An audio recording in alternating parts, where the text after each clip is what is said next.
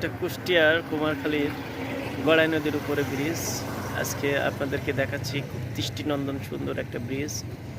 আমি এই মুহূর্তে দাঁড়িয়ে আছি কুষ্টিয়া গড়াই নদী ব্রিজের উপরে।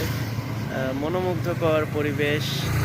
সন্ধ্যার পরে আসলে একটা প্রাণ ফিরে পায় মানুষ এখানে এসে হাঁটাচলা করে, অনেকে গল্প গুজবের মোহে আসে। আর সুন্দর এই প্রাকৃতিক সৌন্দর্য দেখার জন্য গড়াই নদীর উপরে নির্মিত ব্রিজের উপরে দাঁড়াইলে আসলে মনে হয় যেন বুক চিরে গড়াই নদীর উপরেই দাঁড়িয়ে আছি। কি একটা অদ্ভুত একটা অনুভূতি। আর সেই অনুভূতি নিতে আমিও চলে এসেছি সুদূর চুয়াডাঙ্গা থেকে কুষ্টিয়া কুমারখালী গড়াই নদীর উপরে নির্মিত এই সেতুর উপরে। তো আজকে আপনাদেরকে দেখাচ্ছি সেতুর সন্ধ্যাকালীন সেই সুন্দর চিত্র।